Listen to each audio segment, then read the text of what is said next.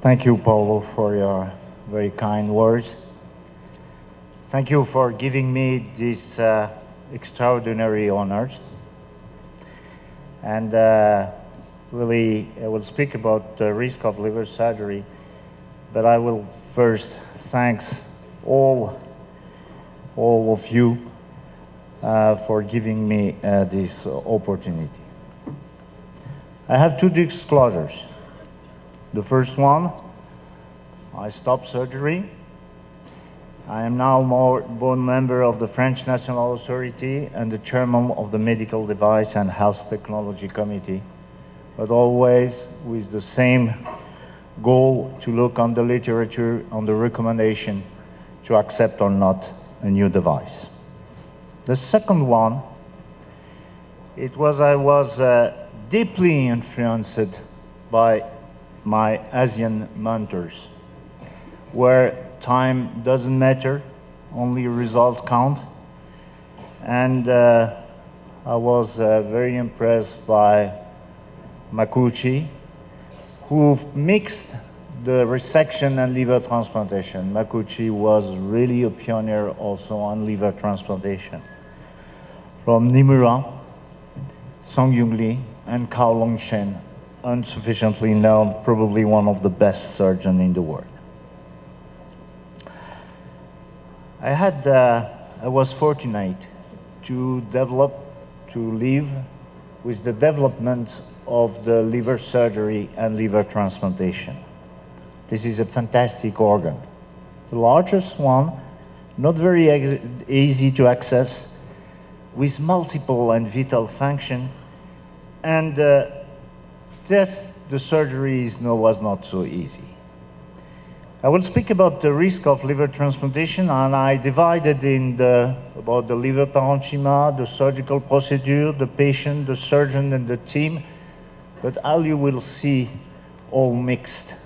And this is a global view of this surgery. First, bleeding during parenchymal transection. It was important. It was important when we start, but there is still about 20% of transfusion in a large cohort of liver surgery. This is due to the intense vascularization, the absence of external demarcation of territories and vessels, but it is mainly due to the outflow and with a low pressure. And I think that we didn't pay enough attention sometimes on the collaterals between veins. We can explain that you have some bleeding. This is probably one of the field where there was the most beneficial effect of technology, and also a better knowledge of clamping. Also, that's surgical and anesthesiology expertise in selected case they can perform without clamping. Second, this organ is the one with the most complex function. Protein synthesis is a filter, has immune function, and of course, after resection, you have a decrease of the post-operative function test. The most important are the coagulation test and the level of the bilirubin.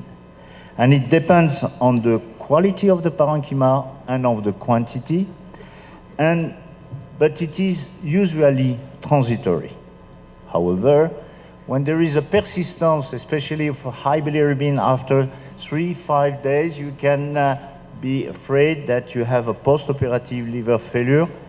It's not very common. It's less than 5% of case, but it could be responsible of 20% of post-operative days. So why there is such a transitory failure of the test is because the liver is the unique organ with the recovery capacity of both volume and function. We know that, and those who had the experience of fulminant hepatitis, and to see that immediately after you have the possibility of recovery, and liver surgery will not be possible if we cannot have this regeneration, as shown here. After some weeks, you have a recovery of the volume. The liver regeneration after liver resection, you know, it starts immediately. It's maximum during the first week, but it can be prolonged for several months. It's related to the parenchymal quality, to the portal flow, and I will speak after, and to the venous outflow. This was really fantastic. It was rediscovered during living donor liver transplantation experience how the venous was important. First, it was complex, and what we observed is that with an impairment of the venous drainage, we had a decrease of liver function and regeneration. So the impairment of venous drainage now is important even after liver resection. But the diagnostic is difficult because there are very few intraoperative change. Discoloration is absent if there is no arterial clamping. There is no specific postoperative test, and therefore you have to look preoperatively on the preoperative imaging assessment of the venous drainage, which is, for me, as important as the volume of the future remnant liver. You also have to follow the vein during transection and to use the Doppler assessment on the position of the liver after resection. The mechanism is probably that the congestion impairs the portal flow. So we come back to the importance of the portal flow on the regeneration. Everybody has shown that a liver atrophy due to portal occlusion induces a contralateral hypertrophy. On the opposite, there is no postoperative regeneration in case of postoperative portal thrombosis, or, which is less known, in case of portal diversion, as shown in this slide, when you have some collateral through the varices, and then in this case, the postoperative course is not satisfactory. The deprivation of the portal flow leads to have this fantastic, really it's an improvement, the preoperative liver volume modulation. It can be done by portal vein occlusion, or more recently, by the ARCs, who combined the hepatotomy and the right portal vein ligation. I think that this should be a little bit, I want to speak about this procedure. I think I remember that in 2005, I was probably one of the first who used this procedure because in front of an unexpected result intraoperatively, or in spite of to close the patient, then I say we can do something. We can prepare another operation. But now what we see is that despite the high hyperselection of candidates and the tendency to minimize the procedure, there is still a high postoperative risk. There is no improvement in survival demonstrated, and this is really an exceptional operation, only I think for exceptional indication. However, it questions two important points. The first one is, should we develop an extensive procedure in a period when we are looking to reduce the hospital stay and in a period where we try to have an ERAS? And the second point is that what's the risk? Should we continue to have to enhance the regeneration, the post-operative regeneration? You know that the use of hepatobiliary scintigraphy showed that rapid hypertrophy is not rapid gain of function.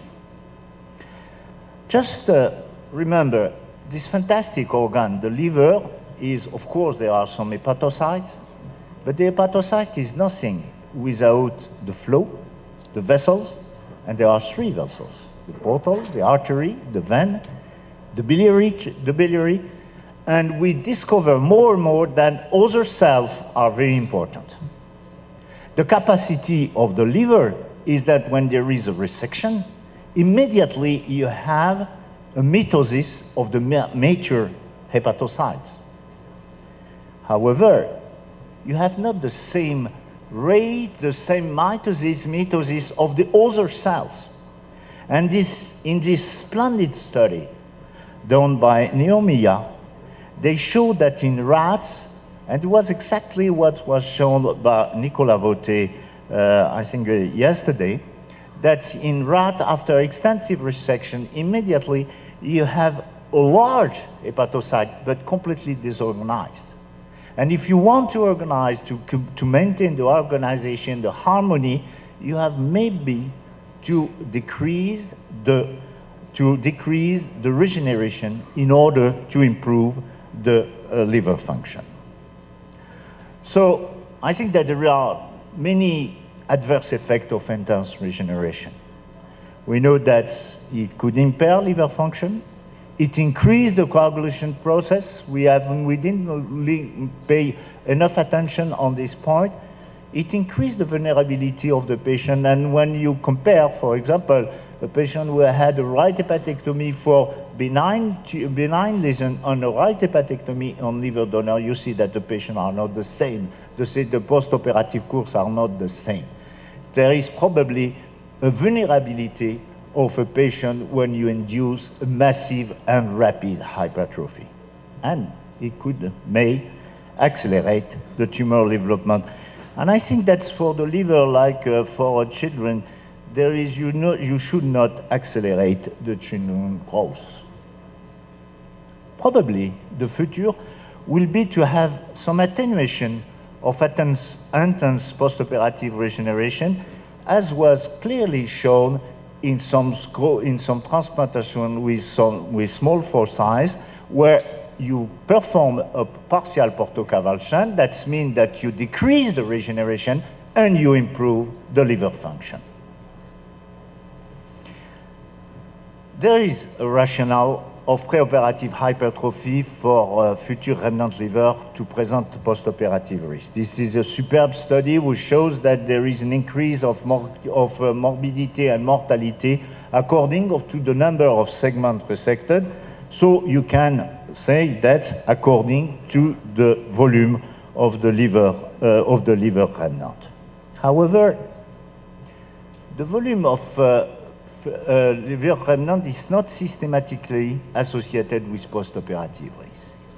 We have to go to consider the location of the segment resected. And you all know that all segments are not easily resectable. We had first, when we look with Safi Dokman on the postoperative course of patient, we had isolated segment 8, is only one segment, but isolated segment 8 resection, we had a higher morbidity, especially biliary fistula. And when we look on this, our experience, not yet published, on the morbidity in minor left, major right, and major right, as you can see, right minor had a more morbidity than the major left. Right minor resection is probably a major procedure.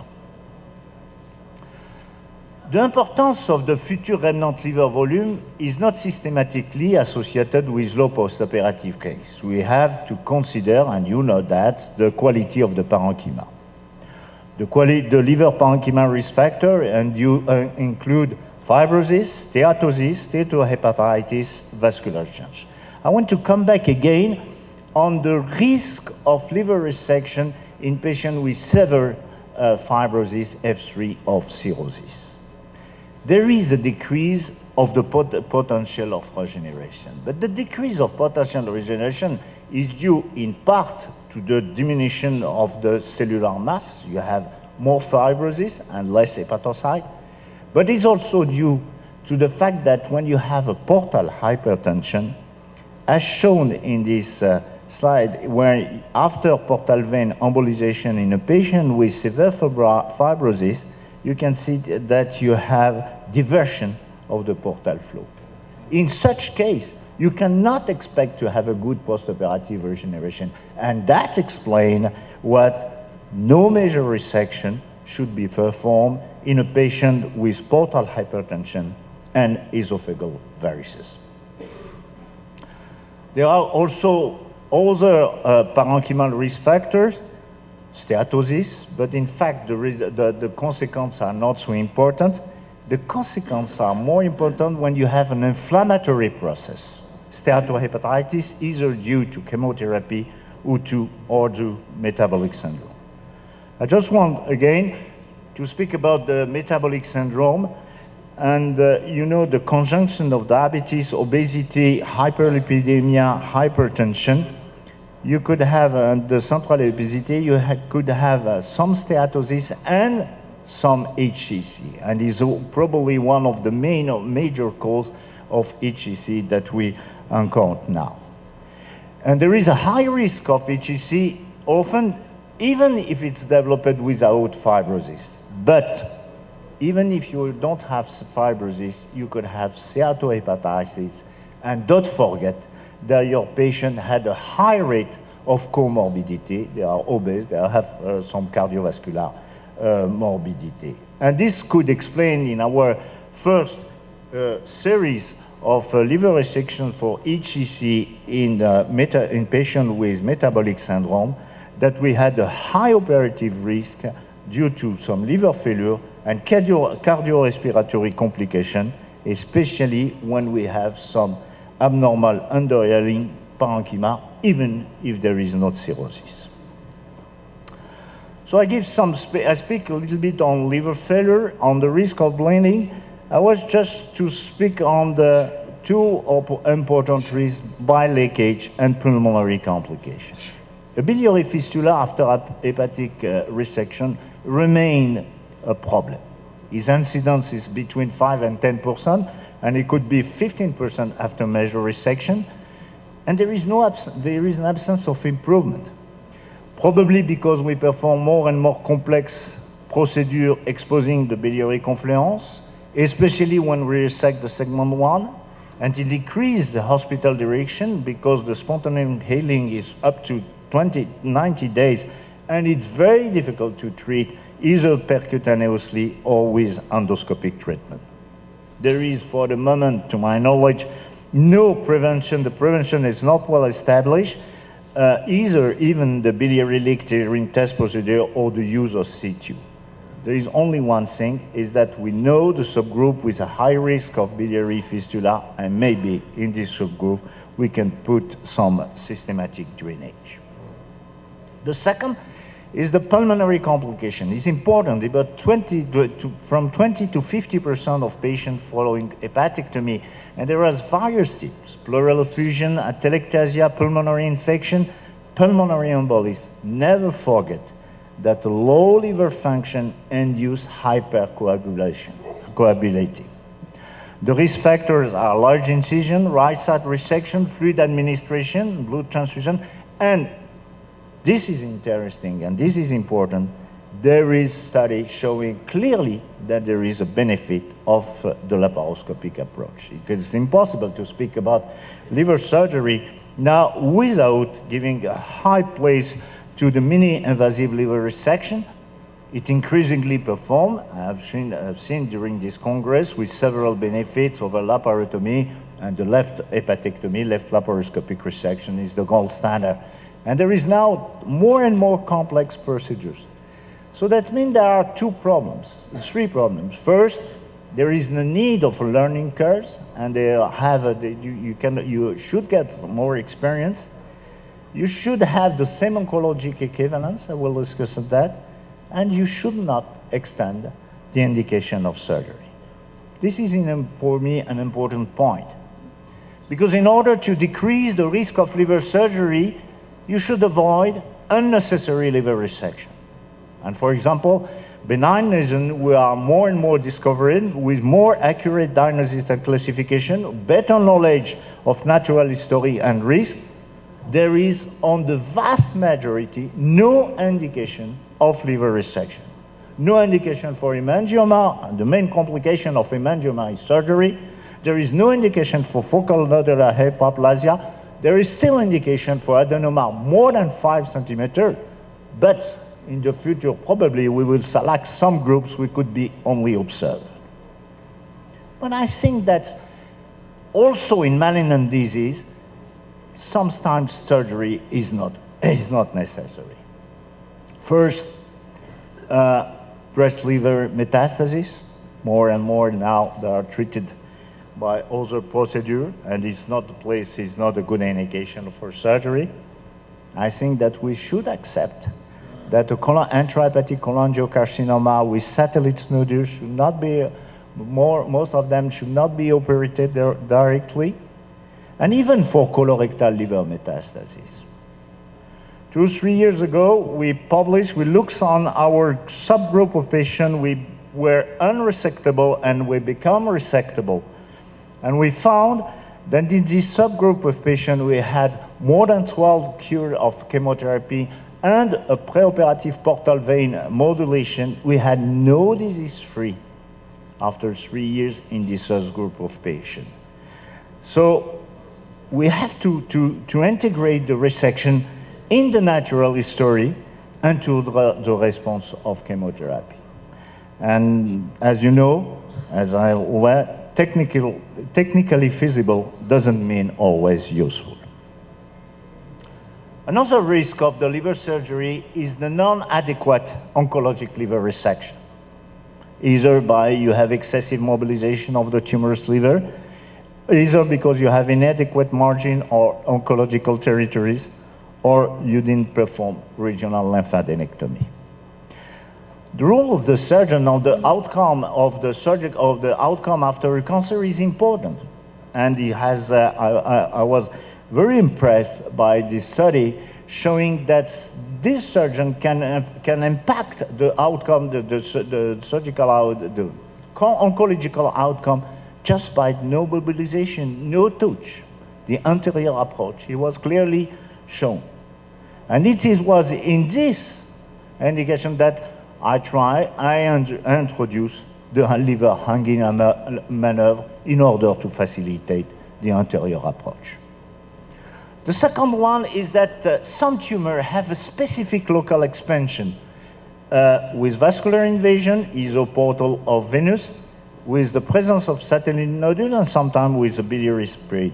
And in such case, you should not consider only the resection of the tumor and around the tumor, but the territory. The anatomical resection, you should consider segment or subsegment as oncological territory, and this is clearly shown for HEC. Remember what we discovered, that even for a small tumor, biliary tumor on the confluence, resection of the biliary tumor was not enough.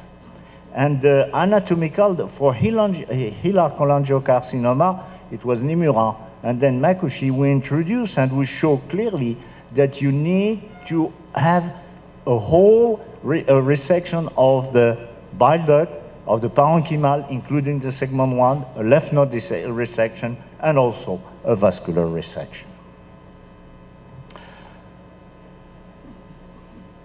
Colorectal liver metastases, more and more are operated, more and more are operated with a laparoscopic approach, but we should not forget that if we want to have an adequate oncological outcome, we should have a negative margin.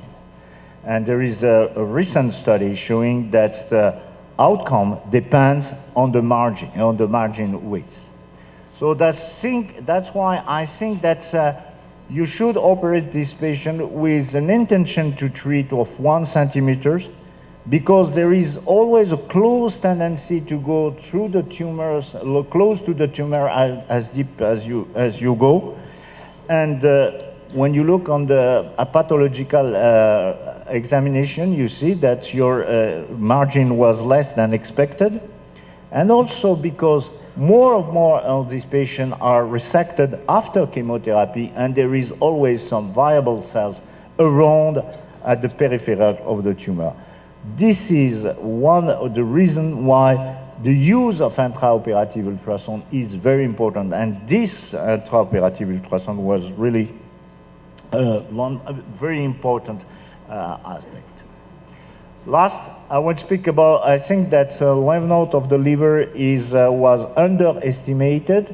There were not enough, to have an adequate oncological assessment, not enough lymphadenectomy were performed. And I think that's except for patients with HCC on chronic liver disease, you should have lymph node dissection in order to adapt the postoperative treatment. The last series, when you look, you see that there is a decrease on the mortality. There is, like in other experience, there is an important decrease. And one of the questions is, can when we reach zero mortality? In fact, when we look to our experience on more than 2,000 patients during between 2000 and 2009, we found that we still have an important mortality, especially in patients with malignant disease.